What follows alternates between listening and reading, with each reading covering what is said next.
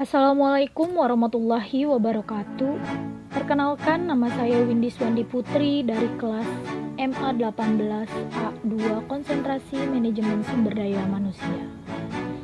Pada kesempatan hari ini saya akan memaparkan tentang penyelesaian perselisihan hubungan industrial. Perselisihan hubungan industrial.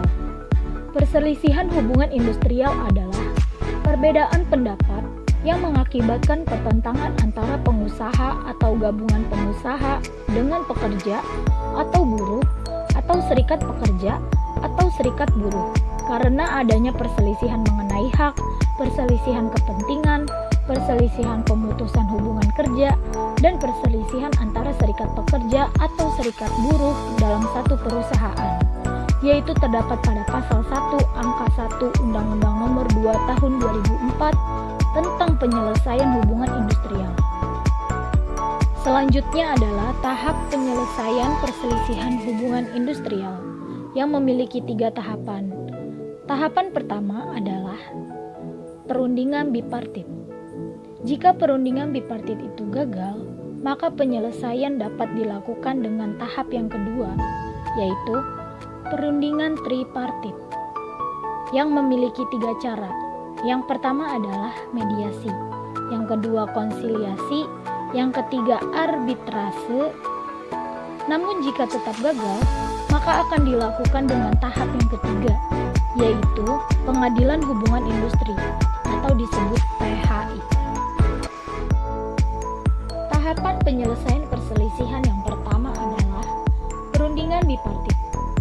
Berdasarkan pasal 3 ayat 1 Undang-Undang Nomor 2 Tahun 2004, perundingan bipartit adalah perundingan antara pengusaha atau gabungan pengusaha dan pekerja atau serikat pekerja atau serikat buruh atau antara serikat pekerja atau serikat buruh dan serikat pekerja atau serikat buruh yang lain dalam satu perusahaan yang berselisih. Perundingan bipartit adalah perundingan secara musyawarah untuk mencapai mufakat. Penyelesaian melalui perundingan bipartit harus diselesaikan paling lama 30 hari kerja sejak perundingan dilaksanakan. Apabila perundingan bipartit mencapai kesepakatan, maka para pihak wajib membuat perjanjian bersama dan didaftarkan di Kepanitraan Pengadilan Hubungan Industrial atau PHI. Selanjutnya adalah tahap penyelesaian perselisihan yang kedua, yaitu perundingan tripartit. Tripartit merupakan proses perundingan kedua belah pihak yang melibatkan pihak ketiga. Dalam Undang-Undang PPHI ini, proses tripartit mencakup mediasi dan konsiliasi. Pihak ketiga dalam mediasi dan konsiliasi ini pada umumnya disediakan oleh Dinas Tenaga Kerja atau disebut Disnaker. Adapun 3 cara dalam perundingan tripartit. Yang pertama adalah mediasi.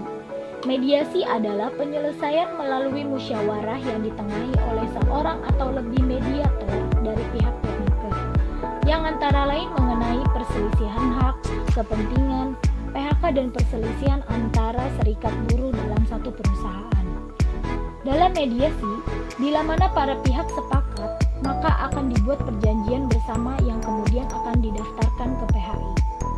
Namun bila mana tidak ditemukan kata sepakat, maka mediator akan mengeluarkan anjuran secara tertulis. Jika anjuran diterima, kemudian para pihak mendaftarkan anjuran tersebut ke PHI.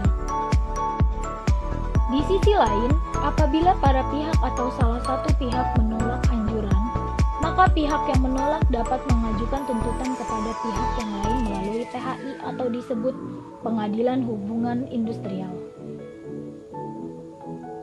Yang kedua adalah konsiliasi. Konsiliasi adalah penyelesaian melalui musyawarah yang ditengahi oleh seorang konsiliator yang dalam ketentuan Undang-Undang PHI adalah pegawai perantara swasta bukan dari Depnaker, sebagaimana mediasi yang ditunjuk oleh para pihak, seperti mediator. Konsiliator berusaha mendamaikan para pihak agar terciptanya kesepakatan antara keduanya.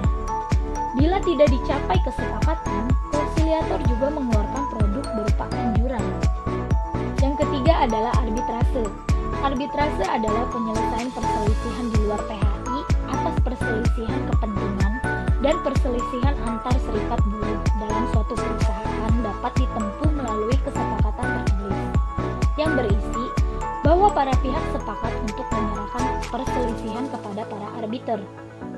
Keputusan arbitrase merupakan keputusan final dan mengikat para pihak yang berselisih, dan para arbiter tersebut dipilih sendiri oleh para pihak yang berselisih dari daftar yang ditetapkan oleh Menteri Tenaga Kerja.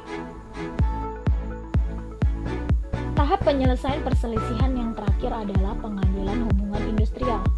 Menurut pasal 56 Undang-Undang Nomor 2 Tahun 2004, pengadilan hubungan industrial mempunyai kompetensi absolut untuk memeriksa dan memutus.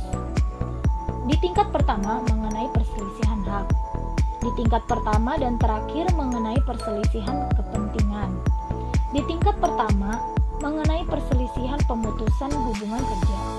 Di tingkat pertama dan terakhir mengenai perselisihan antara serikat pekerja atau serikat buruh dalam satu perusahaan. Adapun contoh kasus penyelesaian perselisihan PT Dirgantara Indonesia sebagai berikut.